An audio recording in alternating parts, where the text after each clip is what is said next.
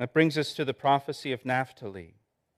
Verse 21, going back to Genesis 49. Verse 21, again for Naphtali. Naphtali is a deer let loose. He uses beautiful words. So this prophecy for Naphtali has two parts. Naphtali is like a deer let loose. That's the first part. And Naphtali uses beautiful words.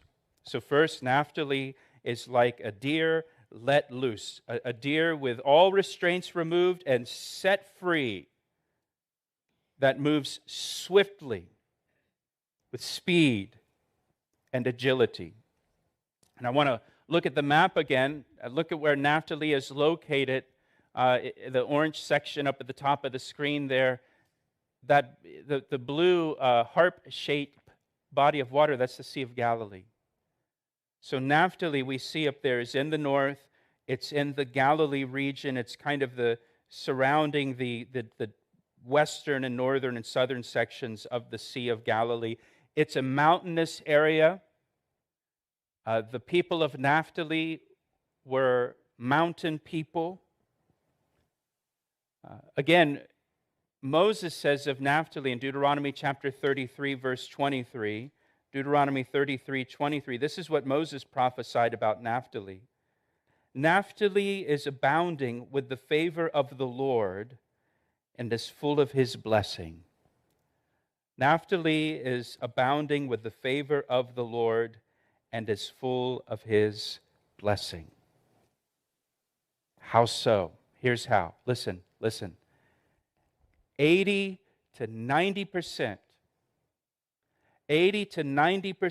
of Jesus' life, ministry, miracles, and teachings took place in Naphtali.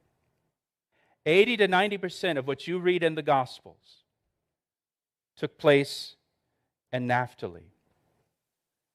In towns like Capernaum and Cana and Chorazin and Bethsaida, all in Naphtali. God incarnate, the Word made flesh, He came to this earth to reveal Himself to mankind and to offer Himself as a sacrifice on the cross to save us from sin and death. And when God became a man and dwelt among us in the person of Jesus Christ, He chose to live and minister in Naphtali, primarily. I don't know about you, but I think about that so much. Why there? All the places God chose to become a man and live there and minister there. And little fishing villages and on the hillsides around the Sea of Galilee in Naphtali. I want you to turn with me to Matthew chapter 4. Matthew chapter 4.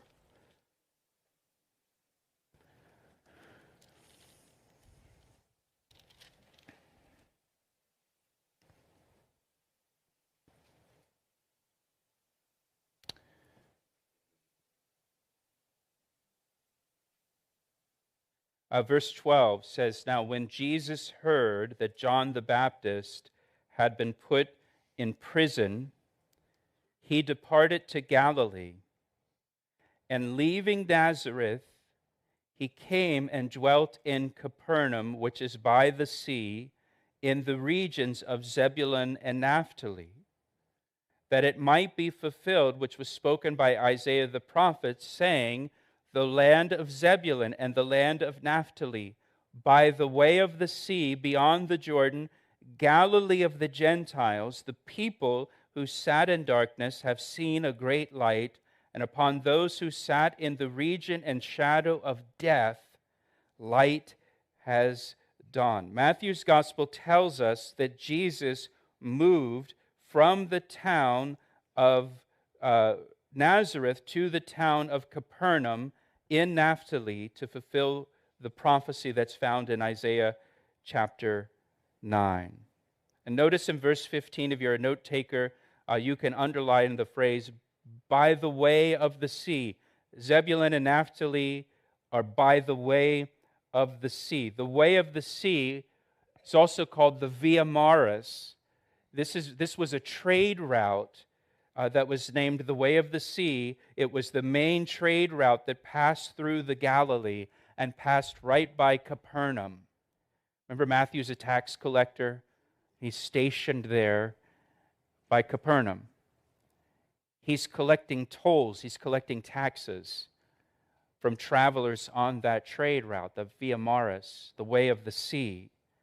And it passed right by Capernaum where Jesus lived. That's why it's called the region, the region was known as Galilee of the Gentiles, because Gentile travelers and traders constantly passed through that area on the trade route, on the Via Maris, the Way of the Sea. This is why Jesus moved from Nazareth to Capernaum. Nazareth was located kind of in the middle of nowhere. It was isolated, and it was far from trade routes and traffic. In contrast, the main trade route in the Middle East passed right by the city of Capernaum. And so news about Jesus, news about Jesus would spread quickly from Capernaum along that trade route as people passed through that area. What was Jacob's prophecy back in chapter 49? Naphtali is like a deer let loose. The message of Jesus is going to be like a deer let loose from Naphtali.